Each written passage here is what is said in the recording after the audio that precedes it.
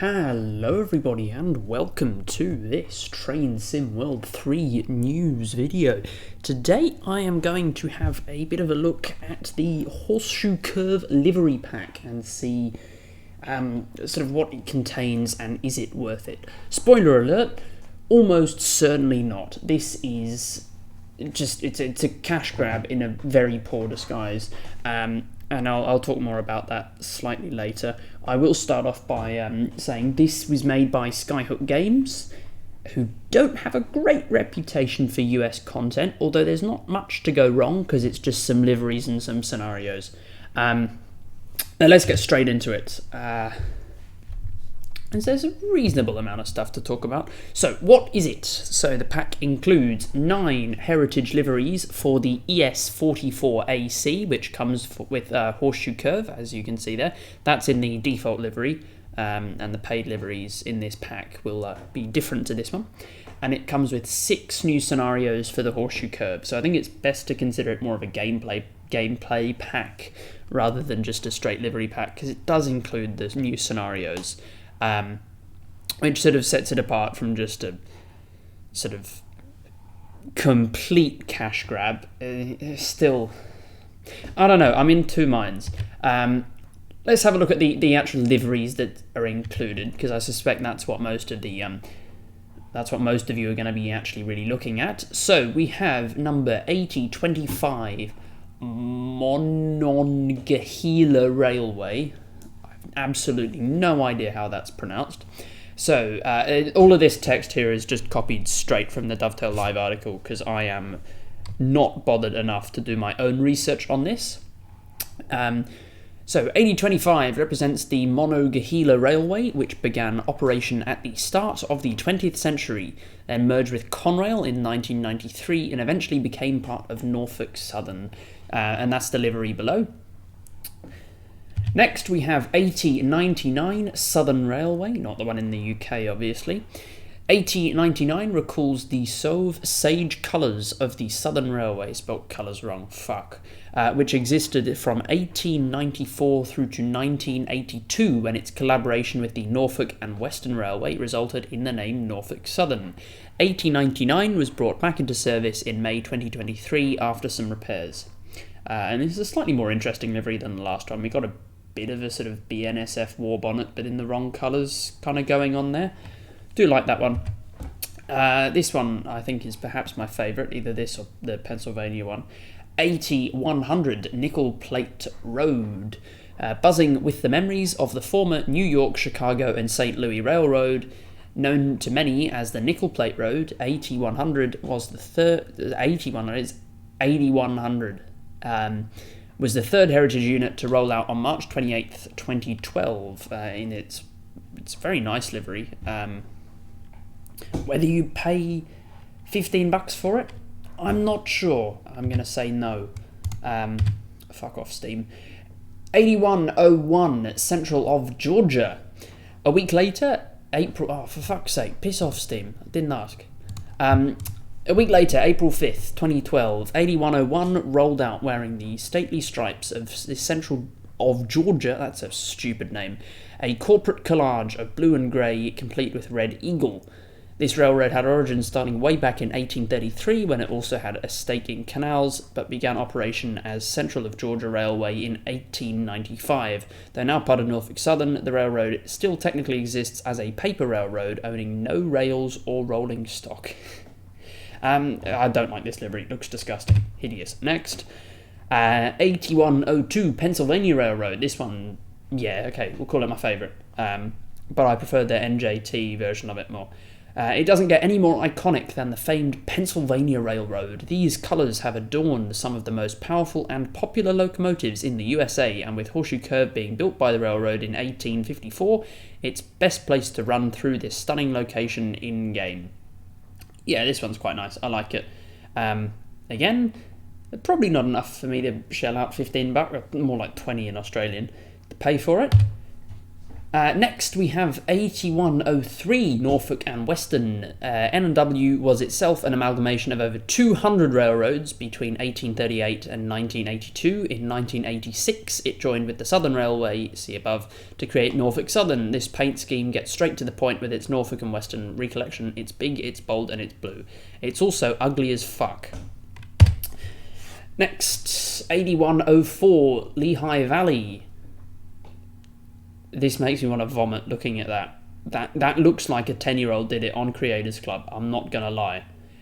When established in 1847, this railroad still had the snappy title of the Delaware Lehigh, whatever the fuck that is, and Susquehanna Railroad Company before shortening to Lehigh Valley Railroad less than 10 years later. With anthracite a major part of its operations, this was also known to many as the route of the Black Diamond.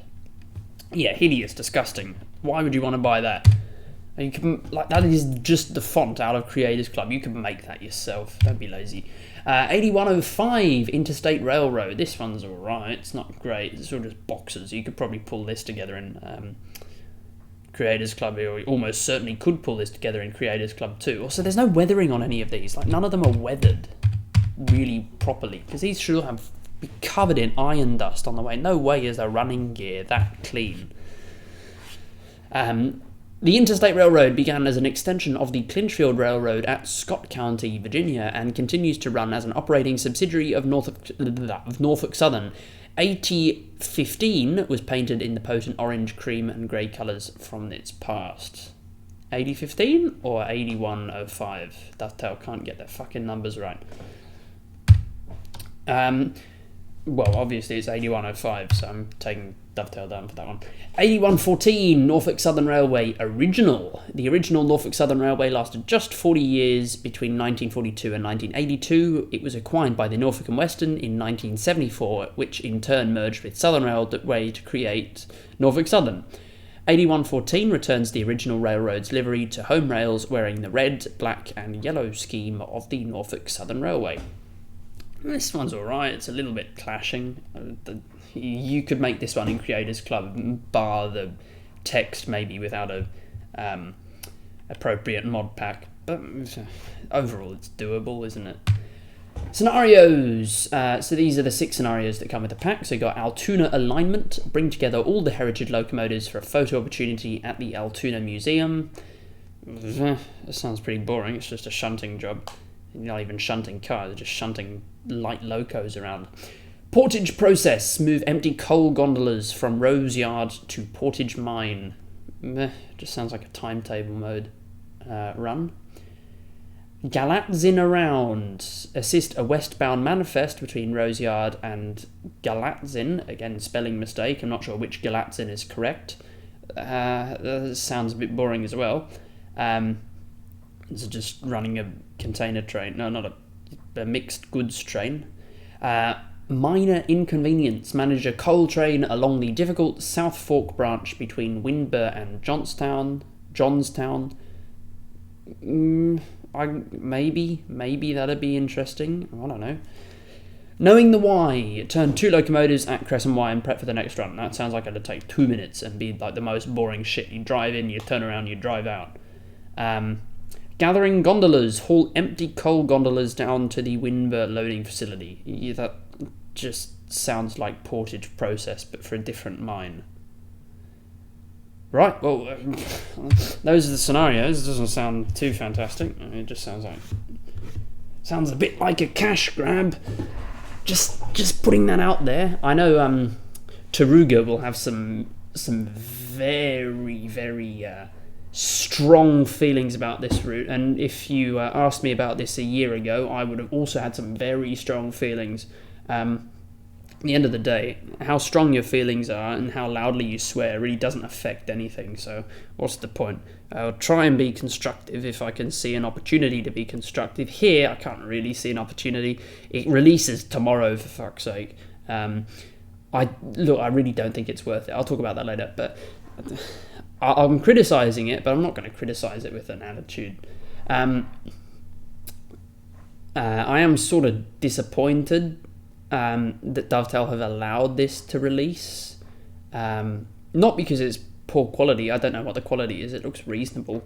More just because it adds nothing. But at least it isn't dovetail time, which could be devoted into actually fixing game-breaking bugs or core optimization. But whatever.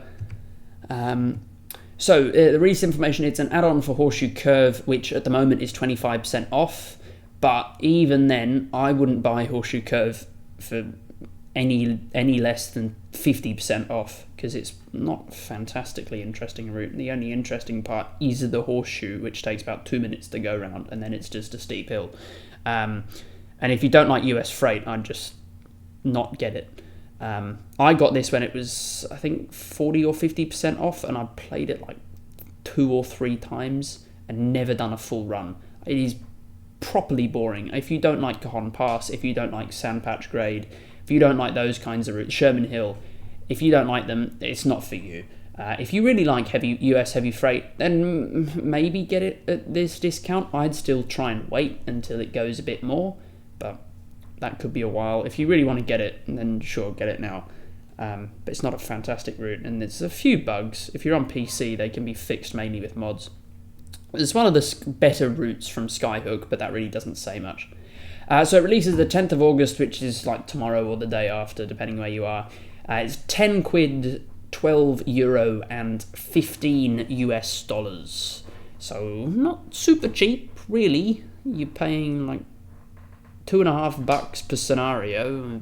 Well, if you add everything, you're paying $1 for each scenario and $1 for each livery, which is not that much when you think about it like that. I mean, at least they're not charging Loco DLC prices, but it's not great either.